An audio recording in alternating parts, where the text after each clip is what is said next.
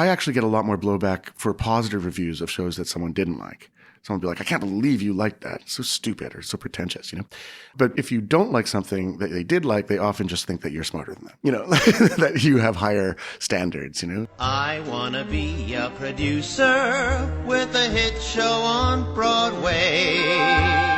You're listening to the Producer's Perspective Podcast with your host, Tony Award winner, Ken Davenport. I'd like to propose a toast.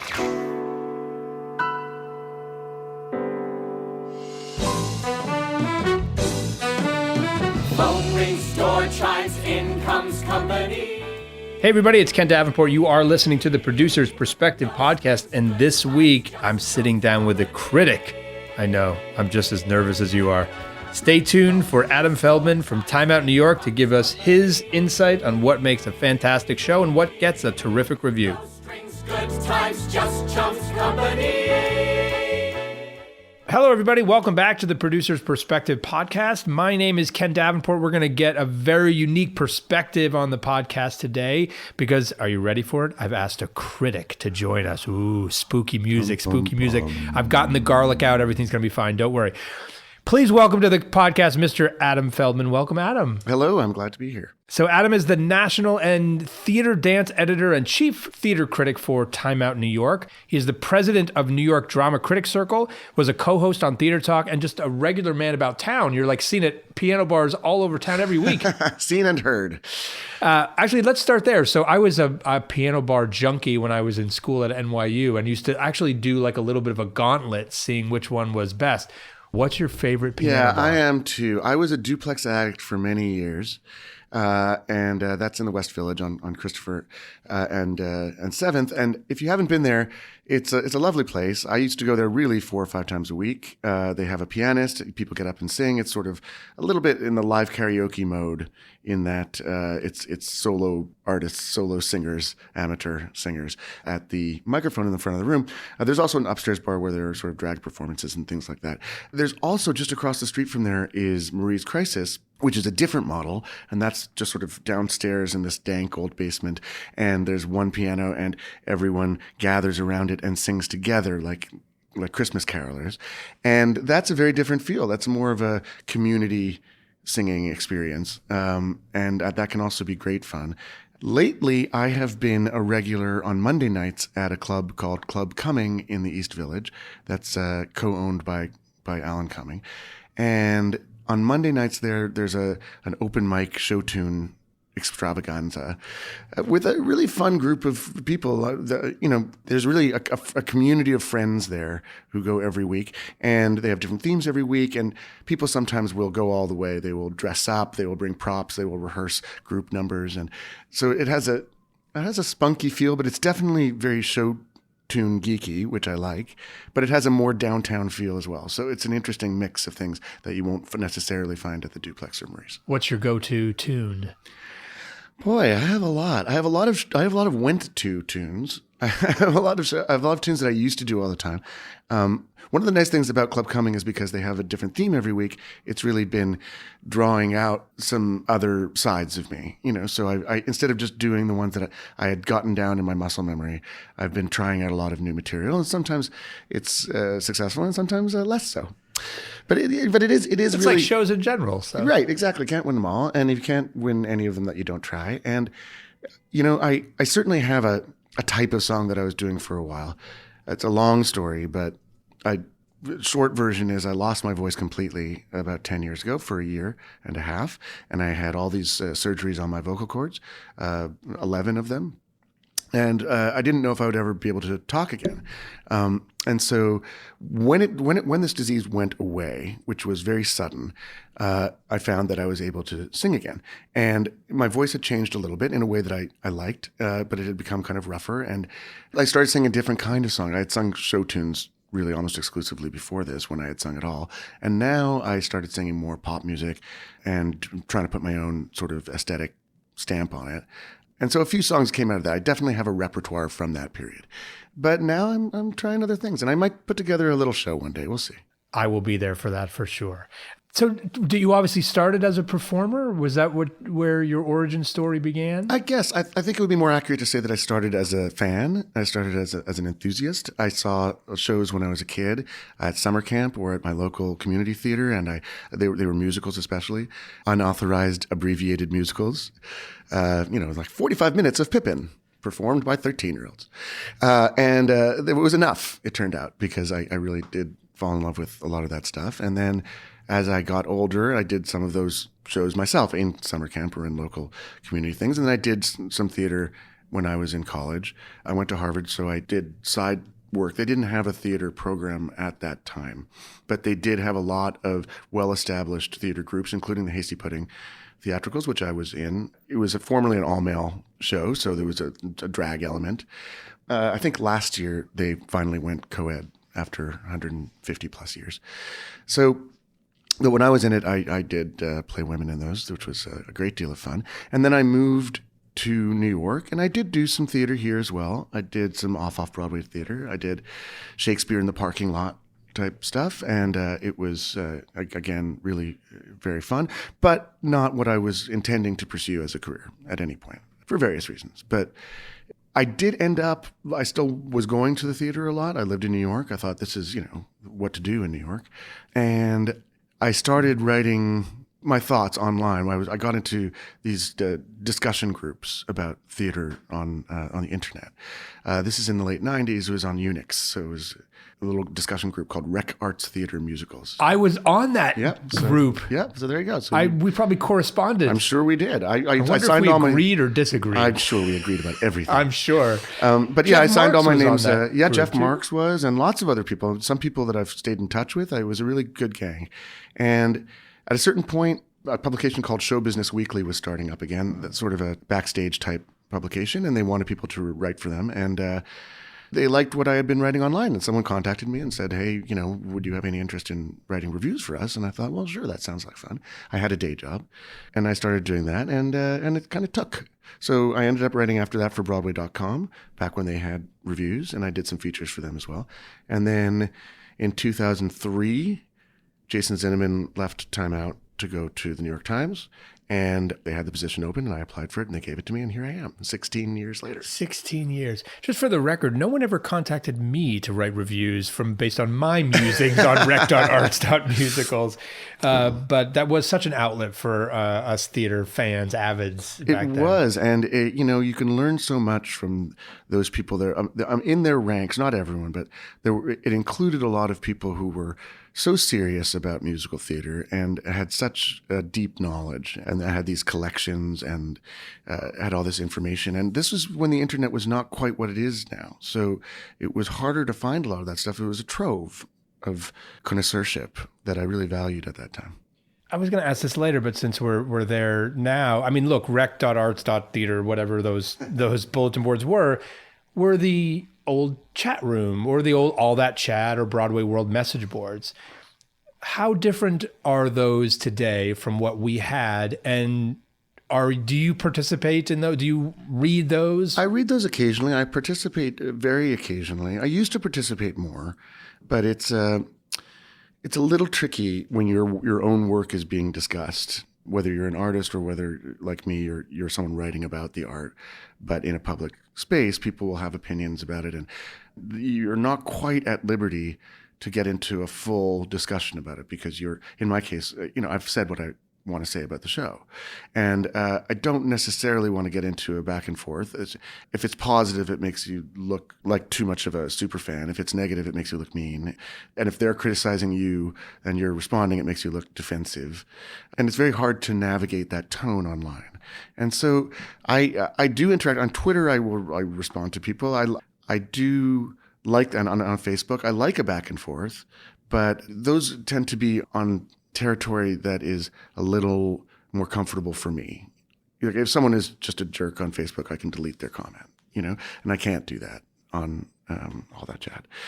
Do you think they're good for the business? Do you think they're good for the industry? I think they can be. I mean, certainly like any amount of enthusiasm and fandom is good. I mean, you want to have that conversation. That includes when people don't like things. you want people to care about it enough to like it or not like it. It's that indifference is the opposite of love, you know? If it's when people stop talking about it that you should be concerned. I think that those chat groups of themselves have had ups and downs and have had waves of periods when they are very interesting and then less so. I think right now there was a for me it seemed like there was a peak period for those chat rooms, and now they have slightly ebbed. But you know they'll come back, or some other thing will come back, and there's still a huge community of show fans and a growing one, I think. One thing that has changed a little bit is that people's candor has ebbed, and it makes it the current culture of obligatory supportiveness can be a little stifling, especially for other artists. When artists come out and they say they didn't like another piece of art, they are people descend on them, and as though they had betrayed the art form, and I don't think that they have. I think that that kind of discussion, it can be very helpful.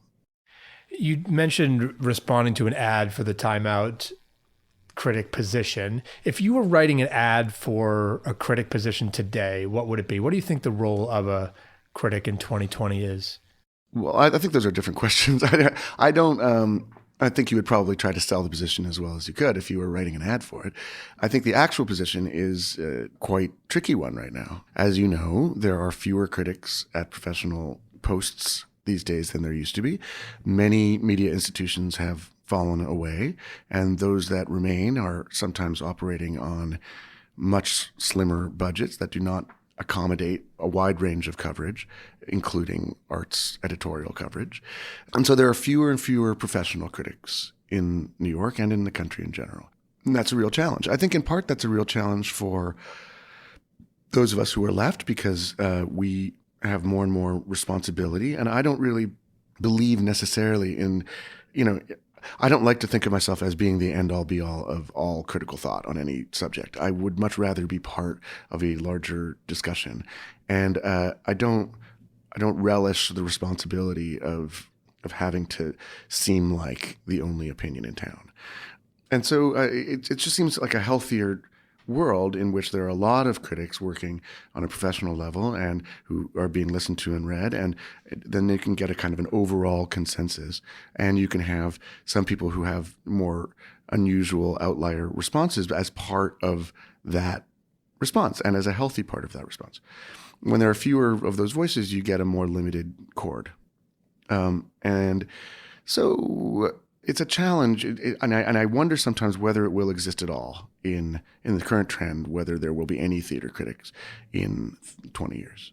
Oops, picked a wrong job to get into. That's a big statement. Yeah, no, but I think unless people take steps, and that includes that includes readers, and it includes editors, and it includes advertisers, and it includes the shows, or if some grant organization or something, unless someone comes in to rectify the situation, I think that as a career path, it is in real danger of disappearing.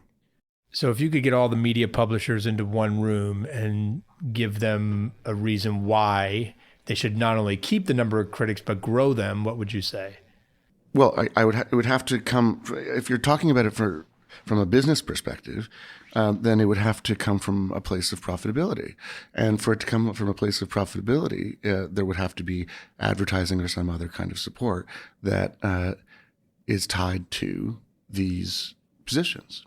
And I think that as advertising dollars are being allocated elsewhere, by productions, there's a lot of the money now goes into social media campaigns and other forms, less into advertising in media organizations.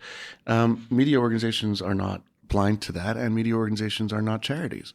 And ultimately, even if many of them are committed and would love to continue having this particular kind of coverage, they, at a certain point, might not be able to if the books don't align, and they can't keep subsidizing it. So that's what's been happening, basically, is that media companies have been making less and less money. And with that less and less money, they have to make sometimes very difficult editorial choices. Can you describe your process of reviewing a show? Do you take notes? How many days before it opens do you give yourself to write a review? And has that process changed in your 20 plus years of doing this? Well, I will see a show several days usually before it opens. So as you know, there are press performances prior to the official opening night of most shows. And that is different from how it was 50 years ago or 40 years ago. Back in the day, if you were Brooks Atkinson or whatever, you would go to the show on opening night. And they would seat you on the aisle, and that tradition still exists. We're still seated on the aisle. But the reason that they were seated on the aisle is so that at the end of the play, they could bolt out of their chairs and run off and write a review and send it in like a sports writer. That's not how it does anymore. And that's a very good thing, I think, because in part, I think that was a response to the fact that plays were getting more difficult. I think if you were writing about plays in the 1920s and 30s, plays tended to be a certain kind of thing. It was a drama, or it was a musical review, or it was a comedy. And you can basically have a few things to say about that, but it was sort of like, did it work? Did it not work? Was it funny? Who stood out? And you would write that kind of thing. Now that, for a lot of reasons, theater has become more complicated and often more aesthetically ambitious and difficult. You don't necessarily know how to respond to something when you first see it. You often have to parse it out in your head, and you don't want to just throw up your hands and say, that was something. I saw a bunch of things tonight. I'm not sure how I feel about them. That's not a useful review. So, it can be, but mostly it isn't.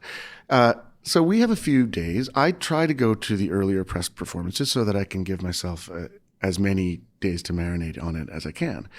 I don't always have that choice because, again, we have a print publication and we have an online version, and the review will go live on the online version on the night of opening night when the embargo lifts. But we also go to print. And sometimes we go to print days before that embargo lifts. And so sometimes the review has to be written earlier. Sometimes that means I have to see the show. I only have a day or two. I'll see the show on Thursday night and I'll write it on Friday morning. And that's not something I particularly like to do. I like to be able to think about things. I like to be able to write draft notes and see what is going to fit in there. I write fairly short reviews usually, sometimes very short, sometimes less short. And that can be its own challenge, although it looks sort of easier. It actually, it has required the development of a particular skill set, and that is managing to pack as much information as you can into those 2 or 3 paragraphs so that someone who's reading it can get a sense of what the show is, what they're trying to do, what your response to it was, who the major artists are, all of that stuff, but compressed in ways that are both dense and somehow also entertainingly readable. So that's something that has taken some years to I think, get down. I luckily have been doing it for 16 years, so I've gotten a little used to it. What's the most common criticism you have of a new play or a new musical? In other words, the most common notes you would give to writers that you see? Well, I don't know. I don't know that there is a number one. The thing that I can say, I have my own. You're asking how I review it. I go to the show. I do take notes. I take extensive notes. My handwriting is almost completely illegible, even to me.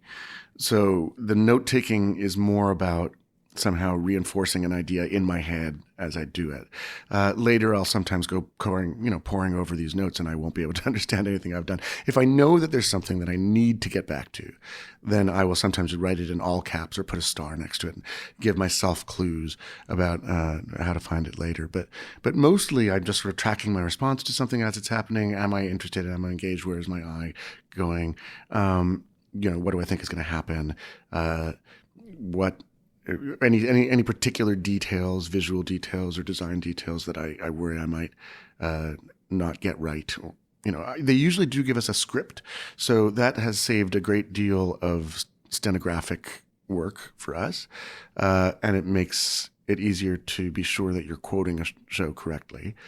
So that's all very important. And you can also look back and if there was something that you didn't understand, you can see if it was if it was there and you just happened to miss it somehow. So that's useful. But especially for visual things or musical things, I will want to take notes to remind myself of what I'm seeing. To go back to the question you asked about what note I would give, I think it really does depend. Every show is different, and every show is good or bad or both in its own ways. I feel like what I respond to particularly negatively is when I feel like something is really on the nose, when I think something is really obvious. And when the joke is obvious or the explanation, a lot of times there's exposition at the beginning of the play, and the way that kind of exposition is worked in will have a lot of effect on me, whether it feels organic to the interactions that the characters would be having, or whether it feels tacked on behalf of the audience. Because I like to be engaged as an audience member. I like to be filling in information as it comes down the pike. And so I like to have a few people on stage talking, and one of them might mention Jerry, and later we'll figure out pretty clearly that Jerry is the character's brother. But if the character says, well, as you know, my brother Jerry is coming over today, and he's talking to his wife knows that Jerry is his brother. Why would he say my brother Jerry? Like, it doesn't make any sense, and it takes me out of the realism of that moment. I'm talking about naturalistic plays at this point, for this kind of point, obviously. There are plays in which that wouldn't matter at all because the entire style is meant to be artificial. And so there isn't a hard and fast rule, but that kind of stuff. And the same goes with music that's too obvious, or rhymes that are too obvious, or rhymes that are both too obvious and not great rhymes.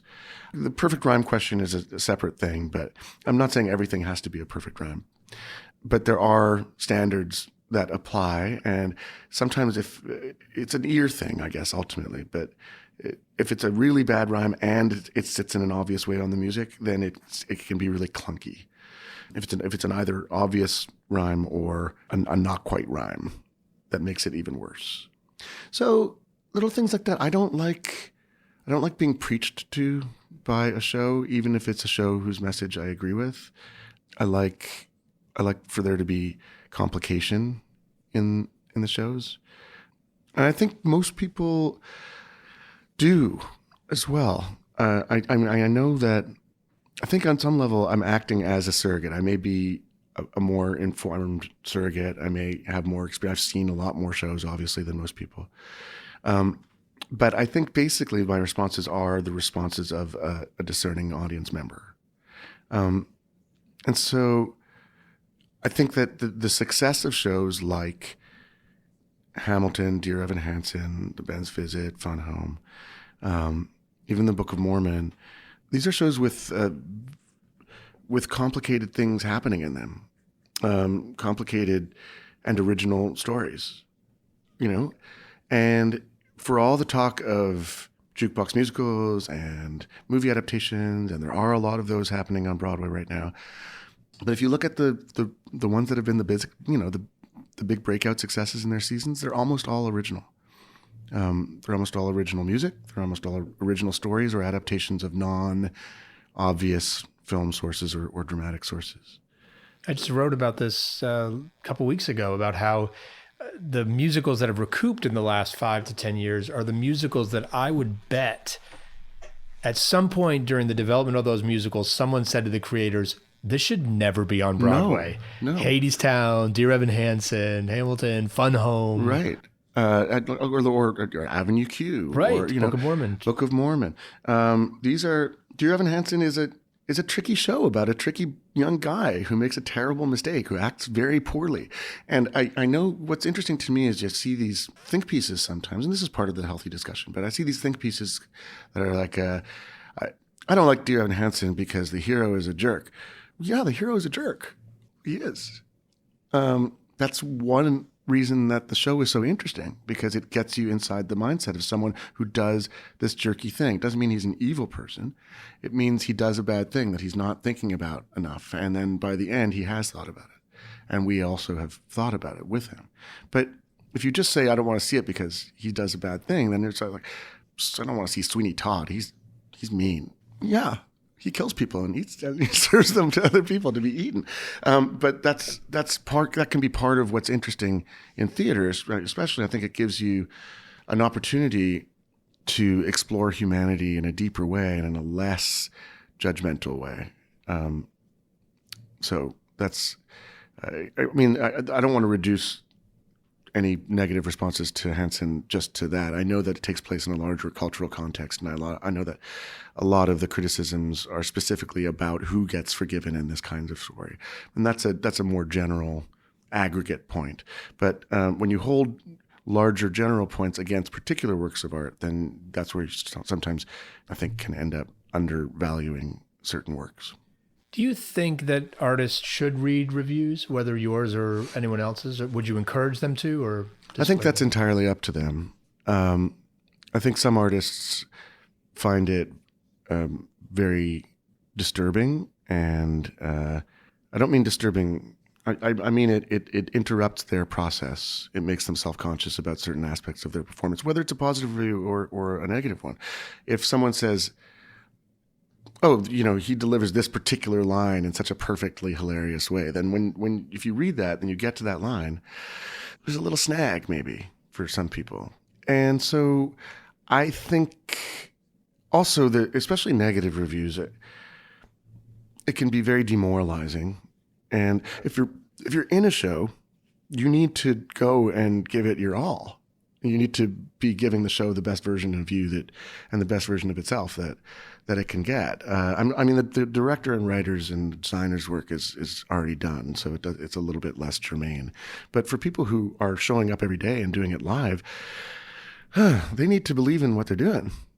And I wouldn't want to, as an actor, I wouldn't want to undercut myself. If I wouldn't want to read bad reviews of it. But this is the thing, sometimes when people talk about negative reviews, sometimes they'll get mad if I've written something very negative. And I will say I have different kinds of negative reviews that I write. And there's a certain kind of slash and burn tone that people very much enjoy reading, but which I don't actually enjoy writing very often, because mostly I feel bad for the artists involved. And I'm not a sadist, but there are certain kinds of shows that I think I have to sort of break out the big guns for. But the truth is, a lot of people really like reading those reviews. It's a dirty secret in the theater industry. Not that much of a secret. Has it always been that way? It's always been that way. People, I actually get a lot more blowback for positive reviews of shows that someone didn't like. Someone will be like, I can't believe you liked that. It's so stupid or so pretentious, But if you don't like something that they did like, they often just think that you're smarter than them, that you have higher standards, So that's a weird thing how that works. But if they do get mad at negative reviews, they'll sometimes be like, why couldn't you just be more productive? Why couldn't you be more constructive in the criticism? And the problem is that's not my job. I'm not the dramaturg. I'm not the consultant. I'm not the investor. I'm not the friend of the artist. And nothing I say, even if it's the best clue to how to fix the show, is going to happen, because by the time I've seen it, it's already frozen. And if anything, it would just make it more infuriating for everyone involved. That's how we should have done. Back in the day, again, when they used to have out-of-town tryouts more often, that was a great way for people in Boston or New Haven to give a criticism that really could be constructive to a show as it was wending its way to Broadway. Now, there are fewer of those critics because of what we were talking about before. There are fewer out-of-town critics. There are fewer out-of-town tryouts. A lot of shows come out differently. They either come from overseas, or they debut on Broadway right away, or they come up through the off-Broadway system. So there's a little less of that constructive stuff. I wish sometimes that I could work as a consultant. I'll see shows and there are things in them that seem soluble to me. There are problems in it that don't need to be there. And I wish I could just go back in time and have a different job and say, hey, guys, I know you've been workshopping this for 2 years and you don't see this anymore. You're too in the show to see what's working about it. And here's an outside perspective. Take it or leave it. I think I could help a lot of shows that way. I think everyone probably feels that way, but I think I could. And sometimes it can be frustrating to see something like that where there are just mistakes that don't need to be there. And then that could easily be fixed. One great experience, and just to go along this one thing, one great experience where that did happen was the show Next to Normal, where they opened it off Broadway, and it wasn't quite, they had been scrambling on it a little bit at the end, and it wasn't quite there. And everyone wrote pretty much the same review, which was, there's a lot of great stuff in this show, but this, and this don't work.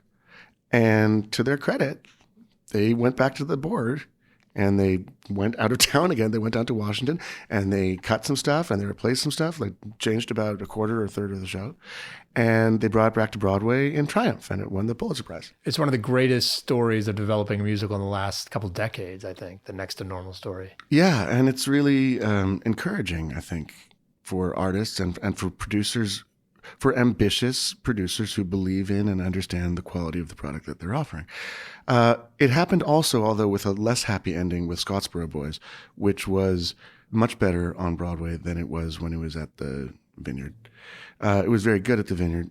It just, there were snags in it that took you out. And that's the funny thing about musicals, is that a few little things that aren't going right can really just throw the whole shape of the show off. And sometimes the fixes can be surprisingly, in retrospect, it can be surprisingly simple. The one that people talk about all the time is Funny Thing Happened on the Way to the Forum. Just the addition of that opening number to set the tone for what people were seeing got the crowd with the show for the rest of the show.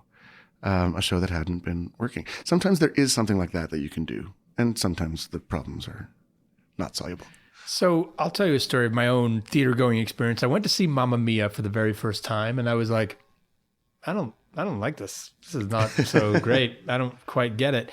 And then I went to see it a couple of years later, and I was like, you know what? This is fun. I'm having a good time. Does that ever happen to you? It does, especially with shows of that type. You know, a good example of this right now is Ain't Too Proud. I saw that last year. I reviewed it. There's a lot that I really enjoyed in it. There's a lot of terrific music, and some of the performances were fantastic. I didn't think that the show itself was taking very bold narrative pathways. So you're in that space where it's sort of like, well, I had a good time at it. I sort of recommend it, but I also don't think it's a great show. And that's a tough thing to write. I ended up kind of cheating it in my star application for that one, because we have a 5-star system. 5 means it's one of the very few best things I will see all year. And 1 means I hated it. And 2, and I was like offended by it in some way. And 2 is also pretty much I hated it. So then you've got this little range between 3 and 4. And that can mean a lot of different things, 3 or 4. 4 was traditionally the space where we would start giving our little check marks to recommend a show. But we don't have half stars, which is just the bane of my existence, because there's so many shows that I want to give 3.5 stars or 2.5 stars, or 4.5 stars. But you can't, and it really just forces your hand. I have developed, I shouldn't be saying this. Maybe they won't let me do it anymore. I have developed a little cheat for 3.5 stars, which is a 3-star review with a recommendation check. And so it will show up. We have a page that is Critic's Picks, and that is designed to show the ones that have the checks. So formerly that would only be 4s and 5s, and so now sometimes they're a certain kind of 3-star show, like Ain't Too Proud, which I would be happy to recommend to someone. If someone said, I want to see a big entertaining Broadway show tonight, I'm bringing my family, what do you say? I would happily say Ain't Too Proud. Like it's a really enjoyable show for that. It's not a serious work of musical theater. Not Next to Normal. No, it's not. And so I think part of my job is to look at it with added value for that part of musical theater, to look at it seriously, to take it seriously as a musical, and not just try to anticipate what an audience's response will be to it, but to say, how does this stack up aesthetically? How smart is it, and how original is it, and all these particular criteria that I want to bring to it in a serious way. But certainly there are shows that I'm happy to see later, and there are shows that grew on me. Wicked grew on me. When I saw Wicked the first time, I thought, what an amazing book, and it's too bad that what amazing performers. It's too bad there's only like 4 songs in it that I like. And then maybe just through endless repeat exposure, I've come to like a lot. There's still some dog songs in that show, but I've come to like a lot more of the songs, and I've gotten to know them more. And just the fact of its success argues in its favor at a certain point. It has tapped into something, and you want to revisit it maybe and say, what did I miss that has made it this enormous popular success? Because it is speaking to people. It's not just on the strength of some weird marketing thing or whatever. People love it. Yeah, people say that the definition of a classic is something that stands the test of time. Do you think that applies to musical theater? Does that mean that Wicked is a classic, Cats is a classic, these shows that resonate like they do? Does that make I don't know. It's hard because nothing stands the test of time, baby. Time gets all of us. At a certain point, even, the sun will stop existing and the universe will have no record of William Shakespeare. Everything goes. I want to sound too dark, but so I think things can be classics based on their quality and how they work in the moment. For musicals and for comedies, and even for dramas, really, things can work differently at different times. And that's a big part. It's one reason it's so difficult to revive comedies on Broadway, is that our sense of humor has changed so much. And it's not that we look at these shows and we think, oh, they're not funny. No, but they were funny. I mean, they obviously were funny when they were written. People laughed at them a great deal. They ran for years. So our idea of what is funny is what has changed.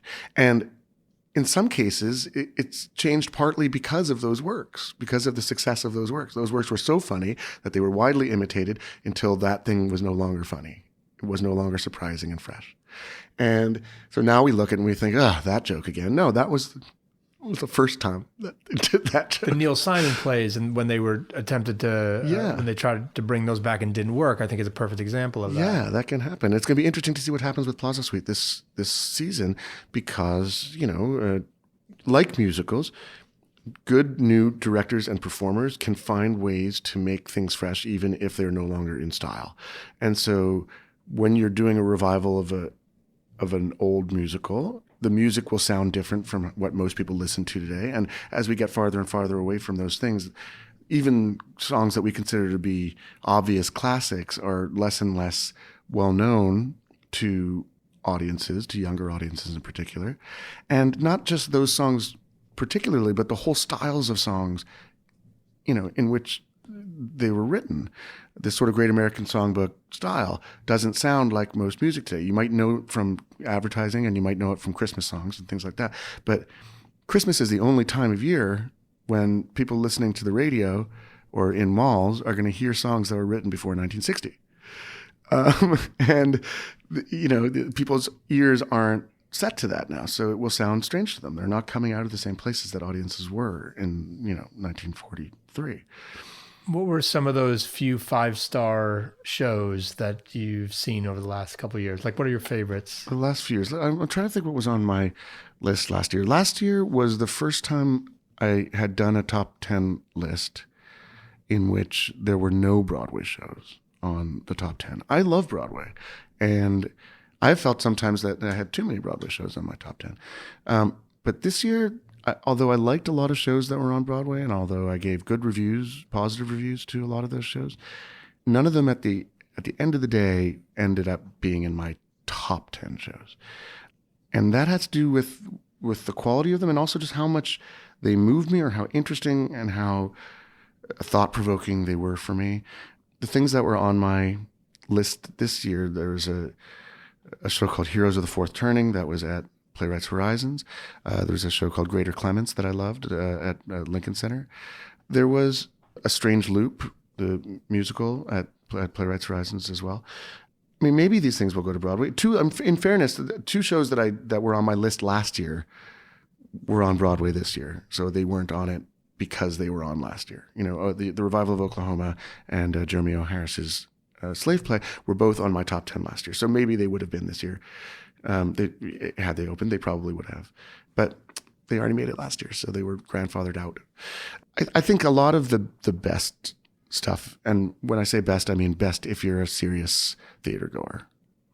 The stuff that will give you the most to chew on. A lot of that stuff is happening off Broadway, or at least originates off Broadway, and then sometimes, if we're very lucky, someone will bring it. And sometimes, if we're extra lucky, it will be successful. And then that will be encouraging for others to do the same. How many shows a year do you see? It depends what you count as shows. Do you count cabaret shows? Do you count dance shows? I mean, I will see at least a couple hundred shows a year. Does that get exhausting at certain times of year? Yeah, absolutely does. I'm just coming off of a period, the early January and early February are quiet times. I sometimes will use it to catch up on shows that I missed in previous rushes. But then we get, as you know, we get into March and April are insane because half of the Broadway season is crammed into a 6-week period. And you're seeing too many shows. I mean, I see a lot of shows. Not all of them I review. I review 2 or 3 shows a week, but then I'll usually see, a bunch of other shows. But around that time of year, there have been times when I'm seeing 8 or 9 shows a week during those weeks and turning around reviews of them. And Broadway reviews are the marquee reviews. They're the ones, I know we have traffic reports now, so I can see exactly how many people are reading what reviews. And for better or worse, Broadway shows command a lot more attention. People are interested in them. They've already heard about them. They tend to be bigger productions. There are more seats available, so it's something that they're more easily able to consider going to see. By the time you hear about something good off Broadway, part of the problem is it's very hard to get seats. So anyway, yeah, you want to write well. These are sort of the times when people are looking. You want to write smartly and well about these Broadway shows, even the ones that you don't have much to say about. And when you're writing 4 of those a week, that's tiring. How do you keep a fresh perspective when you've just seen something the night before? Do you find yourself comparing to like, oh, yeah, this is good, but what I saw last night was amazing? That's honestly something that I have to guard against very actively, is trying to take everything on its own terms. And there's a lot of different ways in which that takes place, in which that attempt on my part to distance myself from my response or to understand my response more fully, to be more accurate. And that involves a lot of things, like, was I tired that day? Was I in a bad mood? What have I seen recently? Sometimes if you see a bunch of things, you write a bunch of bad reviews in a row, you want to say something nice. It's a psychological tendency, or vice versa. If you've written a lot of nice reviews, you want to be like, oh, I don't want everyone to think I'm just, your kindly aunt at the talent show. But at the same time, you don't want to punish artists and productions for happening to land in the middle of that trend. So I really try to step away as much as I can. And take an objective look at it. Also, that's true of my taste and my particular experience, both as a person and as a theater goer. If something seems very unoriginal to me, it may just be because I see so much that I'm bound to have seen something. There's only so many notes in the scale, I'm bound to have seen something like it. But that doesn't mean that it is a cliche. And so there's a difference between something that I happen to have seen and something that is overexposed. And that can be a difficult line to find. I'm sure I make errors of judgment of that kind all the time. Someone was asking me the other day, and so I was thinking about it, about whether I revisit old reviews and think I was wrong about them. And this touches a little bit on the Mamma Mia question that you were asking. What I tend to find is not that I think I was wrong. What I tend to find is I think I weighed it out wrong. Or I weighed it out differently than I would weigh it out now. Because there are usually good things and bad things in most shows. And most of the time you're going to end up with some variation on this about it was good, but unfortunately this about it. Or even though this about it, this about it. And those are very different. And both of those are true in some sense. They're describing things that are there. Or that I found were there. But sometimes they overvalue good things or they over-penalize for bad things. So there's those kinds of things. And then there are just shows that you love. The best part of my job is when I love a show and I get to go out to the world and, put it on my shield and run out into the public world and say, I've run the banner for Carol Interchange or whatever it is, so especially when it's a smaller show that hasn't been getting its due. I mean, it's lovely to do that for Hamilton, but Hamilton doesn't need it. Hamilton's doing just fine. Enough folks. Stumbling for that one. Okay, my last question. Last question. Have we been talking all this time? I know, my genie question. I want you to imagine the genie from Aladdin comes to visit you. Did you write a good review of Aladdin? I wrote one of those 3 mixedy reviews. 3 to 4 to 2 to 3, somewhere in there. I didn't. Check mark or no check mark? I don't think it's a check mark. It's doing just fine. It's doing just fine without me. I liked it fine. You look up my Aladdin review when you get out of here. I'm going to do that. If I recall correctly, I thought it had a lot of entertaining aspects and was colorful and lively, but didn't capture the magic that I wanted from it. Well, I'm sure you liked the genie part, which is why the genie is going to come pay you a visit and grant you one wish. Oh my gosh. What's the one thing about Broadway that drives you so crazy, gets you frustrated, you'd ask this genie to wish away in an instant? Oh boy. One thing. Just one, and no more wishing for other wishers crap. I mean, do you want like a very particular thing, or do you want a general? I'm going to say a very particular thing because there are trends and things that there are too many to begin. What I want from the genie is the Mark Hellinger Theater back. It's now the church of something. And on one hand, I'm glad that they have been taking care of it. It still looks beautiful if you go in. It's pristine and it's ready to go back into being a gorgeous Broadway house any day that we can get it back. I think that was a terrible mistake in the 90s to sell that place away. And at least it wasn't bulldozed like the Indian graveyard theaters on the bottom of the Marriott. But it's there. And if I could snap my fingers, bring it back and put beautiful shows there. That is one of the best wishes we've had. So specific. I love it. Thank you so much for joining us today. You know, what I love about talking to critics is you just are so reminded that you are all in it for the same reasons we're all in it. You love the theater. Yep. A lot of the time. So go check out his reviews. See if he's given something 1, 2, 3, 4, 5 stars and a check mark at Time Out New York. Also, go check him out at Club Cumming every Monday night. Monday nights. I'm almost always there. I can't guarantee I'll be there. But even if I'm not there, you'll see a lot of really fun stuff. Awesome. Thanks so much for being here. We'll see you all next time.